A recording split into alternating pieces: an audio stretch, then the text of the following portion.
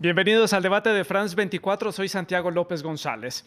Rafael Correa, político ecuatoriano, expresidente de ese país suramericano por 10 años, actualmente radicado en Bélgica, en el norte de Europa, anunció sorpresivamente para muchos, también esperado para otros sectores ecuatorianos, que volvería a la escena política de su país para continuar con su proyecto de la Revolución Ciudadana. Ha dicho que regresa no porque tenga deseos de regresar y continuar en la escena política de su país, sino porque se lo han pedido. Pongámonos en contexto. Rafael Correa gobernó Ecuador por una década, ya lo decía, con su partido Alianza País. Su primer periodo fue de 2007 al 2009. Si bien su primer mandato debía terminar en el 2011, hubo un llamado a elecciones anticipadas y una reforma a la Carta Magna de ese país y por eso se tuvo que presentar nuevamente a las elecciones presidenciales. Pese a haber gobernado solamente por 2 años, Correa volvió a presentarse en estos comicios donde resultó ganador. Este segundo periodo presidencial fue del año 2009 al 2013 y una tercera participación en comicios populares lo llevó a la reelección presidencial para un tercer periodo desde el año 2013 al 2017. Correa, quien vive ahora en Europa, anunció recientemente que volvería entonces a la escena política de Ecuador, pero desde otro cargo, no como presidente. El exmandatario aspira al cargo de vicepresidente para estos comicios que serán realizados en febrero del 2021, siendo fórmula de Andrés Arauz, quien fue parte de su gabinete durante su gobierno. La dupla Arauz-Correa intentará llegar al poder con una coalición llamada Coalición Unión por la Esperanza, que cuenta también con el apoyo de Centro Democrático y de Fuerza Compromiso Social. Pero Rafael Correa no tiene fácil ese posible retorno a la política ecuatoriana, hoy en día fuertemente polarizado ese país y con divisiones también al interior de su propio partido. Sobre Correa pesa una sentencia de 8 años de prisión por delito de cohecho, una sentencia que recibió en ausencia por encontrarse, como ya lo decíamos, en Bélgica desde el año 2017.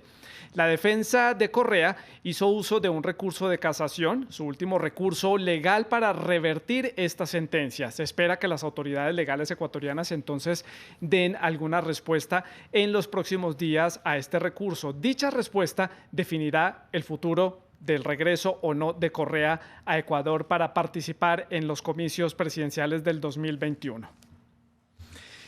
Para analizar entonces este tema hemos invitado a María Paz Hervis. Ella es decana de la Facultad de Ciencias Sociales y Jurídicas de la UISEC y nos atiende desde la ciudad de Quito, la capital ecuatoriana. También está con nosotros el señor Pavel Muñoz, él es asambleísta de la bancada Revolución Ciudadana, también se encuentra en la ciudad de Quito, y el señor Homero Castañer, él es asambleísta del movimiento Creando Oportunidades Creo, que se une a esta conversación desde la ciudad de Azogues. Sus opiniones también son muy importantes para nosotros. Por favor, dejen todos sus comentarios y sus preguntas en @France24 y @Santilogo. Dejen los comentarios con el numeral El Debate F24. Pues tenemos a los invitados y tenemos el tema. Voy a comenzar entonces con María Paz en la ciudad de Quito, preguntándole la gran pregunta que se están haciendo los ecuatorianos y también los latinoamericanos. ¿El expresidente Correa sí puede regresar a Ecuador para participar en estos comicios, para aspirar a la vicepresidencia de su país? Buenas noches, muchísimas gracias por la invitación y a quienes nos escuchan. Bueno, la pregunta que me plantea es la gran pregunta del millón, ¿no es cierto? De poder regresar, él puede regresar, pero lo primero que tendría que hacer el expresidente Correa es dar cara a los procesos judiciales que están abiertos, uno con sentencia en casación y otro que justamente no se le puede sentenciar porque no está aquí en el país y no se puede dictar la sentencia en su ausencia, que es el caso por el secuestro del señor Balda. Con lo cual, de poder volver, él puede volver. Ahora, que pueda volver y poder evitar los procesos judiciales y saltarse para ir directo a una campaña electoral, eso yo le veo más complicado. Lo ve complicado, es la opinión de María Paz Hervis. Pavel Muñoz, su opinión sobre este tema. ¿Puede o no el expresidente Correa, regresar a su país para aspirar otra vez a un cargo de elección popular? Santiago, buenas noches. A quienes nos ven en América Latina y el mundo, lo propio. El expresidente Correa puede, y desde nuestro punto de vista como militantes del proceso de la Revolución Ciudadana, queremos que venga a afrontar el proceso electoral siendo candidato a vicepresidente, como bien lo decían las notas introductorias. Ahora, yo cometería un error, Santiago, si no permito que por fuera del Ecuador la gente vea el bosque y no se entretenga en los árboles. Cuando digo esto es que en el Ecuador está pasando estrategias políticas que ya las hemos vivido en otras latitudes y otros países de América Latina. Veamos el caso de Bolivia, la proscripción de participación política Lula. Veamos lo que se quiso hacer en Argentina con Cristina Fernández de Kirchner. Veamos lo que se hizo en su momento con Evo Morales y ahora con su candidato presidencial Luis Arce. Y es exactamente lo mismo, de copia y pega lo que está pasando en el Ecuador. Cierro diciéndole que eso, ¿qué significa? Que tenemos desde nuestro punto de vista un proceso de persecución que opera en 4 aristas: la administrativa, la judicial, la comunicacional, y es una novedad que ahora mismo se vive en Bolivia y en Ecuador, la electoral. Querer impedir la participación electoral de Rafael Correa como persona o de su tienda política, Fuerza Compromiso Social. Y el señor Homero Castañer, su opinión, ¿puede el expresidente Correa participar nuevamente en un cargo de elección popular? Muy buenas noches, un saludo. Definitivamente no. Recordemos que en el año 2018 una consulta popular, un referéndum aquí en el Ecuador, en donde la mayoría del electorado le dijo no a la reelección indefinida a los cargos de elección popular, incluyendo al presidente y al vicepresidente de la República. Al no haber esa posibilidad, quien ejerza la vicepresidencia tiene los mismos requisitos y las mismas inhabilidades que el presidente. Ese fue el espíritu de esa norma y no puede buscarse esa argucia legal de que ahora me candidatizo para vicepresidente, pudiendo renunciar el presidente y ejercer por tercera vez un mandato, cuando aquí se permite la reelección por una sola vez. Y el segundo tema, el tema de la situación de que necesita él presentarse presencialmente para su inscripción. Necesita él, está con procesos legales, está con una sentencia, y aquí lo claro es, imagínense, que el Código de la Democracia no permite ser candidatos, por ejemplo, a quienes deben pensiones alimenticias. No se diga en estos casos en donde quieren buscar estos mecanismos de candidatizarse, ejerce, y que han sido denominados. Bueno, más adelante retomamos la conexión con el señor Homero Castañer para conocer su opinión sobre este tema. Vamos a arreglar el problema técnico que tenemos con su conexión y continuamos preguntándole lo que estábamos conversando con él. Mientras tanto, voy con María Paz en la ciudad de Quito. A ver, aquí hay 2 puntos de vista de acuerdo a la opinión de nuestros invitados y también lo que usted nos ha dicho. Se habla, por un lado, de una persecución y también, por otro lado, de una intención de pronto del expresidente Correa de intentar pasarse por encima algunas leyes, porque él ya fue reelecto, ya hizo parte del gobierno de ese país, ya hizo uso, digámoslo así, de todas sus posibilidades para poder ejercer un cargo de elección popular. ¿Cuál es su análisis entonces al respecto? Bueno, en primer lugar, saludo a mis compañeros de panel, que eso se me pasó al inicio. Muy buenas noches, es un gusto poder compartir este espacio con ustedes también. Pero como ellos mismos empezaron diciéndolo de manera muy frontal, en el primer caso, el señor Muñoz, él dice, nosotros queremos que vuelva. Tú puedes querer que vuelva desde la militancia, ¿no es cierto? Pero aquí tenemos 2 niveles nuevamente, que es el político y es el legal. A nivel legal, como yo indicaba, hay 2 temas que se tienen que atender, y es que hay 2 juicios en curso. Aquí yo no voy a decir cuál es lo que yo quiero, porque lo que queremos es estar en el nivel político, ¿no es cierto? Pero aquí hay 2 hechos, y los hechos no se pueden discutir, y es que hay 2 sentencias. Después, el cuento de que todo político es perseguido político, bueno, esto suele pasar, esto también estamos acostumbrados. Bien señalaba el caso de América Latina, estamos muy acostumbrados. O sea, yo creo que desde el punto de vista como ciudadana, desde el lugar donde estoy yo, como ciudadana, como docente universitaria, quizás lo que a nosotros más nos duele es que no vamos a normalizar que quienes han pasado por puestos de toma de decisión en el Estado ecuatoriano terminan siempre sindicados, ¿no? Esto es una pena. Y claro, obviamente la salida cuando hay actos de corrupción, cuando hay ilícitos, como es el hecho del secuestro, donde se fue encontrado culpable, no se pudo sentenciarle porque no se encuentra aquí en el país. Entonces, antes de pensar en una candidatura, yo entendería que legalmente lo primero que tiene que hacer es presentarse ante las autoridades a las cortes, ¿no es cierto? Pero claro, siempre viene esta cosa de que está politizado, es que quieren evitar, es lo que denominamos, no sé si en Colombia también se dice, pero en el Ecuador se dice leguleyada, ¿no es cierto? Que es esta manera de interpretar la ley. Y me gustó lo que decía el asambleísta Castañeda, que hablaba del espíritu de la ley. Y yo creo que ese es algo fundamental, o sea, es ese temor de quedarnos siempre en la letra chiquita, en el punto y coma, cuando hay un espíritu. Y lo que buscaba el legislador cuando se plantearon estos requisitos es justamente que las personas que tienen algo pendiente con la ley no pueden estar capacitados para contiendas políticas. Ponía el ejemplo, si algo como las pensiones alimenticias, que desde luego es relevante, te inhabilita, ¿cómo podría no inhabilitarte el hecho de haber estado vinculado en un caso de secuestro cuando ejercía el puesto de primer mandatario y no haberse presentado? Entonces ya por ahí, y sin mencionar el caso Sobornos, que efectivamente se encuentra en casación. El segundo nivel es el político, y el político creo que tenemos que volver a lo mismo, ¿no?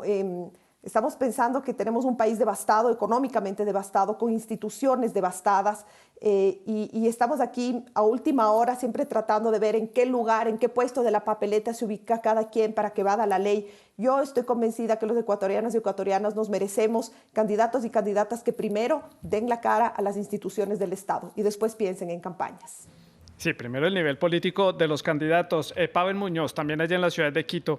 Le pregunto, ¿por qué Correa debería regresar? ¿Qué le falta? ¿Qué le quedó pendiente después de estos años de gobierno? Porque él dice que no regresa por gusto propio, sino porque le han pedido que regrese. Es también parte de estos discursos que dan los diferentes mandatarios y exmandatarios de la región de América Latina, que tratan de regresar aquí un poco como ídolos y como salvadores del caos. Y la respuesta siempre es como el caos o yo. ¿Qué le estaría faltando entonces a Correa que la obligaría a tener que regresar a Ecuador a cumplir su proyecto de la Revolución Ciudadana? Primero, también un saludo para María Paz y un saludo para Homero, evidentemente. Santiago, le voy a contradecir porque un elemento a la nota y otro elemento a su opinión. A la nota señalaba como si Rafael Correa hubiera dejado el país queriendo no darle cara a los procesos judiciales. Esto no es así. Rafael Correa tiene una esposa que es belga, sus hijos tienen doble nacionalidad y él anunció desde hace mucho tiempo que terminada su tercera presidencia dejaría el Ecuador para replegarse con su familia. Esta lógica entre caos y los líderes que lograron que digamos que el pueblo se gobierne a sí mismo o que el Estado tomara decisiones para las grandes mayorías, eso sí creo que es lo que está en debate. Y el Ecuador en estos 3 años y medio de gobierno que se suponía tenía que, si usted quiere, consolidar bajo la lógica de políticas de Estado los logros de la Revolución Ciudadana, ha hecho del país un desastre. Bien lo decía María Paz, en este momento vamos a ser el país seguramente en segundo lugar que mayor decrecimiento tengamos. Las cifras no se fíen de lo que dicen las supuestas cifras oficiales respecto a COVID-19. Tenemos 30.000 muertes en exceso en el Ecuador. Nos convertimos en el país de los primeros países en América Latina en no haber atendido la salud. Fíjese que hoy se preocupan por el gasto de $42 millones en el proceso electoral, pero pagaron en la peor época de la pandemia $1.909 millones a los tenedores. Y ustedes abrían este programa con una nota del Banco Mundial diciendo que vamos a tener 100.000 personas en pobreza y que el Banco Mundial sugiere la prórroga e incluso el perdón de algunas deudas para América Latina. Cierro, Santiago, de manera muy breve, desmenuzando los tres argumentos que se han puesto sobre la mesa. Homero Castañer dice la reelección, y es cierto que no se puede haber más de una reelección para un cargo, pero el cargo de vicepresidente es otro, por lo tanto creo que ese elemento no cabe. Y María Paz hacía referencia a los procesos legales. Yo quisiera que ella tuviera razón, pero lo cierto es que como se maneja la justicia, esto está en entredicho. Hay dos principios que no deberían violentarse: presunción de inocencia y debido proceso. Y mientras no se dé la sentencia de casación, Correa no tiene sentencia ejecutoriada, por lo tanto, incluso en el marco legal, él puede presentarse. Importante ese punto que usted toca, Pavel, allí en la ciudad de Quito. Homero, su opinión al respecto sobre lo que ha dicho Pavel. Bueno, le decía se me cortó el tema de que no podría ser candidato porque las mismas inhabilidades y prohibiciones para el presidente son las del vicepresidente. Eso dice el 149 de la Constitución y no podría reelegirse. Y también decía, ¿cómo es esto de que esta cochada de exmandatarios, en donde está la señora Fernández de Argentina, en donde está Morales en Bolivia, en donde está Lula en Brasil, todos pertenecientes a una misma corriente ideológica, buscaban participar a la brava, reformar la Constitución, quedarse 2, 3 veces, quedarse eternamente, como un mecanismo de buscar inmunidad a los cometimientos de actos de corrupción. Debería aplicarse a rajatabla esta imposibilidad de que vuelvan a participar. Imagínense que aquí el Código de la Democracia permite en su artículo 108 que cuando se inscriben de candidatos se suspenden los procesos legales y si ganan, los candidatos, los ganadores, gozan de fuero de corte. Eso es lo que están buscando. Ese es el tema. Muy fácil hubiera sido evitar esta serie policíaca que estamos viviendo en actos de corrupción y mal llamada de persecución política, porque no es uno, no es Rafael Correa, es Rafael Correa, es Jorge Glass, es el primo de Rafael Correa, Pedro Delgado, es el tío de Rafael Correa, es el exministro Solís, Carlos Pareja Yanuseli, Alexis Mera, Vinicio Alvarado, Fernando Alvarado, Raúl Patiño, asambleístas fugados, Carlos Ochoa, es decir, más de una veintena de exfuncionarios del exgobierno de Correa que están huidos del país. Entonces, sí. La transparencia hubiera permitido que se eviten, ya digo, esta imposibilidad de ser candidatos y de presentarse como una política o una opción decente. Pavel, otra de las preguntas del millón en este caso, porque es que todos los escenarios generan incógnita, en este caso del expresidente Correa, porque como ya lo decíamos, es muy de la minucia de la legislación ecuatoriana. Y otra de las preguntas que surge y que queda sobre la mesa es si esta sentencia está ejecutoriada o no. Es la pregunta que se le está haciendo a este juez de casación y es la gran respuesta que está esperando Ecuador y la comunidad internacional. Desde su punto de vista, ¿esta sentencia está ejecutoriada o no? Primero, permítame decir dos cosas así simples nada más. Mire lo que se dice en el caso ecuatoriano, ¿no es cierto? Se dice desde mi punto de vista, de argumentos ridículos. Correa utilizó o malversó 70.000 millones de dólares de la economía ecuatoriana, ¿no es cierto? Pero la sentencia que le ponen de 8 años de prisión es por una supuesta participación mediata donde él hubiera ejercido influjo psíquico. ¿Ya? Dese un cuenta usted más o menos cuál es la lógica de los argumentos. Sin ser abogado le digo que entonces esa sentencia que le acusa a él de haber tenido influjo psíquico puede ser, digamos, apelada en una primera instancia y va al segundo momento del juicio, se han ratificado en esa instancia y se apela por tercera ocasión. Seguramente María Paz podrá darnos más luces de esto y entra en la etapa de casación. El día de ayer, juristas serios de este país, aunque absolutamente enemigos, si usted quiere, políticos del expresidente Rafael Correa, decían lo que sucedió el día de ayer en la justicia ecuatoriana fue una ridiculez. Se atrevieron a decir que la casación era un proceso aparte y por lo tanto estaba en firme la sentencia de Correa, cuando creo que la gente de derecho, sensata eso sí, reconocerá que mientras no se dé la casación, esa sentencia no estará ejecutoriada. ¿Qué dice María Paz? A ver, efectivamente, el recurso de casación es un recurso extraordinario donde no se revisan los hechos, sino el derecho, pero definitivamente queda suspendida la sentencia mientras se da respuesta a ese recurso. Yo creo que sobre eso no hay discusión. Pero con eso también quiero dejar claro que vuelvo al tema de la leguleyada y le digo como abogada, pero sobre todo como docente universitaria, que es lo que soy yo. Yo tengo la inmensa responsabilidad de participar en la formación de abogados y abogadas desde hace muchísimos años y ahora tengo el orgullo de dirigir una facultad, la Facultad de Derecho de la Universidad Internacional SEC. Y entonces yo le digo que tenemos que parar con esta manía que debilita tanto la estructura de derecho democrática, de quedarnos en la letra chiquita de la ley. Y con esto no insinúo que no se respete la ley. Por eso soy enfática al decir que efectivamente la casación suspende los efectos de la sentencia. Pero vamos a ver, ¿dónde está la ética de servicio de quien aspira a gobernar una vez más el Estado ecuatoriano? Yo me pregunto más bien si es que como ciudadanos y ciudadanas, al margen de si faltan 3 días o 5 para que exista respuesta y alcance a inscribirse corriendo en la medianoche, como decimos aquí en el Ecuador, entre gallos y medianoche, o sea, en el oscurito, se alcanza, se juega con los tiempos, con los plazos, vivimos de eso, tenemos una triste historia democrática en el Ecuador de apelar a esa estructura y seguramente durante los 10 lamentables años de gobierno del expresidente Correa que está intentando volver al poder, esto fue lo que se institucionalizó. Pero eso no implica que vamos a asumir que esa es la lógica de un Estado. Sí, la sentencia no está ejecutoriada, pero no se olviden que tenemos otra sentencia.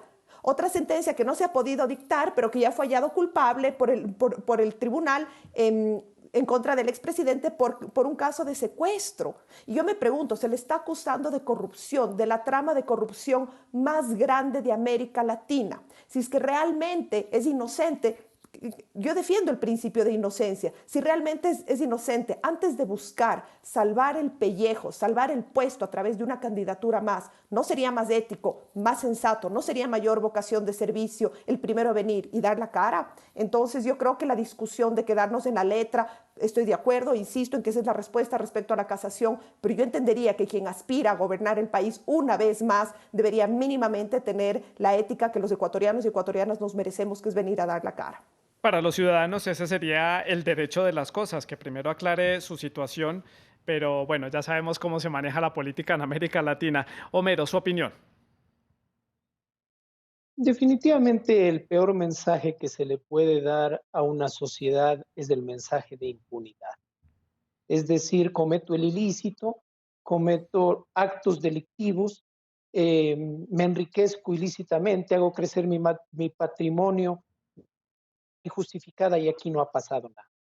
Aclarando un poco lo que decía Pavel, el juicio que se le está siguiendo a Correa es un juicio en donde pedían coimas, soborno a empresas privadas para financiar campañas electorales a cambio de contratos en el Estado, contratos en el Ministerio de Obras Públicas, contratos en diferentes ministerios. Ahí me olvidaba también la exministra María de los Ángeles Duarte, también huida eh, por estos temas. Entonces, no es cualquier cosa. ¿Y qué le vamos a dar el mensaje de impunidad? No hay problema. Venga nomás, candidatícese.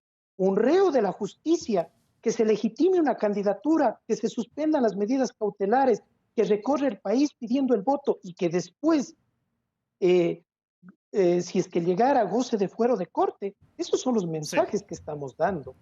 Definitivamente, si queremos cortar la corrupción, se tiene que cortar de raíz y se tiene que hacer caso a la normativa de rajatabla. En este caso hay una reglamentación de que venga él a aceptar su candidatura de manera personal y si viene, debería ser detenido. Pavel, otra de las preguntas que queda aquí, que surge, es si se puede creer en la institucionalidad. La justicia ecuatoriana está bajo mucha presión con este caso.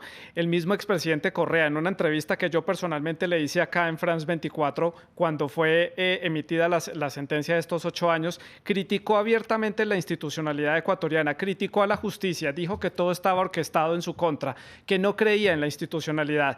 Ahora entonces, en este escenario, ¿cómo creer en la respuesta que pueda dar este juez de casación y en el proceso de suscripción para esta candidatura si él mismo ha dudado de la institucionalidad ecuatoriana? Santiago, claramente no se puede creer en la institucionalidad ecuatoriana y usted, que es un periodista serio, seguidor de América Latina, le pido que revise 2 datos de encuestas de percepción. La Asamblea Nacional, el Poder Legislativo del Ecuador, tiene 3% de aprobación. ¿Y sabe quién le sigue en mala calificación? Los jueces del Estado ecuatoriano. Por lo tanto, usted decía, en América Latina ya sabemos cómo funciona la política. Fuera bueno si solo supiéramos de eso, Santiago. El problema es que sabemos cómo funciona también la justicia y aquí claramente tenemos eso. Permítame contestar 2 o 3 cosas que quedan en el tapete. Enriquecimiento injustificado y aumento de patrimonio. ¿Dónde está la prueba de eso respecto al patrimonio de Rafael Correa Delgado? Cuando se habla de este caso sobornos, de supuestos sobornos de empresas privadas, ¿sabe cuál fue la prueba madre, Santiago? Fue un cuaderno de una delatora premiada. ¿Y sabe cómo se construyó ese cuaderno? 3 años después de lo que relataba, escrito a tiempo presente, y la fecha de publicación de ese cuaderno era posterior a lo que decía esa persona, esa delatora premiada que había, digamos, escrito. Por lo tanto, Santiago, lo que necesitamos aquí, yo voy a coincidir con María Paz, pero insisto, quisiera que en su argumentación del deber ser tuviera ella razón. El problema es que tenemos una distancia abismal en la justicia ecuatoriana entre el deber ser y el ser. Cuando tenemos estas pruebas madres, cuando tenemos esas delatoras premiadas, cuando ella decía incluso el proceso de corrupción más grande en América Latina, debemos hacer un concurso, porque lo mismo dicen en Argentina, Brasil, en Bolivia, todos han tenido el proceso de corrupción más grande en América Latina. Entonces, cuando los casos se repiten con tantas características similares, Santiago, me pregunto, ¿no será que debemos reflexionar más críticamente esto? María Paz, su opinión. ¿Se puede creer en la institucionalidad ecuatoriana? Y si le quiere responder a Pavel y a Homero, adelante. Sí. Bueno, pues yo creo que sí coincido en que lo mismo se dice en Argentina y es que son primos hermanos, ¿no? Es Odebrecht igual detrás de esto y son salvadores de la patria que llegan con el discurso de reconstrucción, de salvar, de igualdad en contra de la larga noche neoliberal, que en el caso ecuatoriano no fue ni tan larga ni tan neoliberal tampoco, y toda esta gente, clase trabajadora, con un discurso súper muy apegado a la emotividad y a las masas, salieron millonarios y casi todos escapados. Entonces ahí sí soy enfática, o sea, yo no voy a perder el tiempo, porque creo que tampoco a quienes nos escuchan les importa mucho, tuvimos si va en la nota, si fue... Hay ciertos hechos que en una democracia tan débil como la ecuatoriana, que sufre de cáncer terminal desde siempre, vivió la época más gris y más oscura que se puede hablar, cuando teníamos movimientos sociales apresados, cuando teníamos periodistas presos, acosados, pegados, perseguidos, cuando teníamos una agencia de inteligencia persiguiendo individuos, cuando todavía tenemos algo que se incorporó en la sociedad ecuatoriana, el Ecuador no volvió a ser el mismo, no volvió, y eso es algo que tenemos que reconocer, porque es un Ecuador donde nosotros tenemos centros de trolls persiguiendo por la opinión. Sí. Eso es algo que no pasaba, y eso también tenemos que reconocer que a eso nos abocamos. Entonces yo creo que ante eso, quedarnos en la discusión chiquita es que no va. Yo creo que es momento en que veamos las cosas macro, y desde la ciudadanía tenemos que asumir ese debate. Entonces, claro, se refundará una vez más la nación, como se ha refundado tantas veces. Yo venir a defender la institucionalidad ecuatoriana me encantaría, pero no es así, y por eso trabajamos todos los días. Sin embargo, hay ciertos procesos que han guardado unos niveles de transparencia y que nosotros tenemos que exigir, pero tenemos que exigir en derecho. Nosotros tenemos un Estado agónico, de lo catastrófica que era nuestra institucionalidad. ¿Cómo te recuperas de una trama? Ya, yo sostengo, lo que nosotros tenemos en el Ecuador son cárteles de la política, y vemos que están metidos a nivel de las penitenciarías, a todos los niveles, una trama de corrupción que tú no puedes terminar ni poner fin en un gobierno, ni en dos, ni en tres. Entonces, ahí yo os invito a que la sociedad ecuatoriana participemos activamente exigiendo transparencia, y me parecería un insulto, una ofensa con nuestra integridad que una persona que huye a la justicia y que venga a pretender una vez más salvar el Ecuador. Y me imagino que refundará todo otra vez, pues como sacó la asamblea el famoso congreso de los manteles. Entonces yo creo que ahí está claro cuál es la postura de lo que nos merecemos como ciudadanía. Homero, Pavel, María Paz, me quedan pocos minutos del programa. Quiero que hagamos la conclusión, que nos digan lo que ustedes creen que va a suceder en este complejo escenario político que tiene Ecuador, además que se suma también una polarización impresionante. ¿Qué creen ustedes que va a pasar? Y comienzo por Homero. ¿Veremos a Correa como candidato? Yo pienso que no va a ser candidato, no tiene la capacidad legal, la capacidad ética ni la capacidad moral para ser candidato, y no puede ser inscrito, y si es que logra inscribirse, yo pienso que va a ser impugnado y no va a estar en la papeleta. Definitivamente yo pienso que no es solo un cuaderno la prueba, Pavel, del tema coimas y sobornos, son declaraciones, son situaciones que salían desde la propia presidencia de la República, permeado hacia sus ministros, y allí nos preguntamos los ecuatorianos, si alguien que le pagamos todos un sueldo para administrar y controlar no lo hizo, dos razones: o era cómplice o era inepto para hacer el cargo. Pavel, su conclusión. María Paz decía que en la política hay sectores que funcionan como cárteles. Seguramente sí, tiene razón. Así como en la academia hay políticos disfrazados de académicos, eso también pasa. Fíjese lo interesante de este señalamiento de María Paz. Dice, en Argentina y en Ecuador primos hermanos, y estaba presente Odebrecht. Pero ¿sabe qué? En Ecuador le sacaron del proceso judicial a Odebrecht. ¿Qué va a pasar, Santiago? Vamos a ganar las elecciones del 2021. Si asumimos que María Paz y, digamos, Homero Castañer tienen la razón, ¿cuál es el miedo de que se presente? Si hemos hecho todo mal, vamos a perder abrumadoramente las elecciones. Esa no es la realidad. De entrada tenemos cerca de 30% de intención de voto, y es ese el pánico, ¿no es cierto?, que se les nota en cualquier intervención a los opositores de nuestro gobierno. Lo que va a pasar en el febrero del 2021, Santiago se lo firma ahora, es que vamos a ganar estas elecciones. Sí, y es que todo hay que decirlo, Pablo. Pavel. Rafael Correa, pese a estar fuera de Ecuador desde hace muchos años y de tener estos procesos en su contra, sigue siendo muy popular entre muchos sectores de la sociedad ecuatoriana. María Paz, su conclusión para el cierre.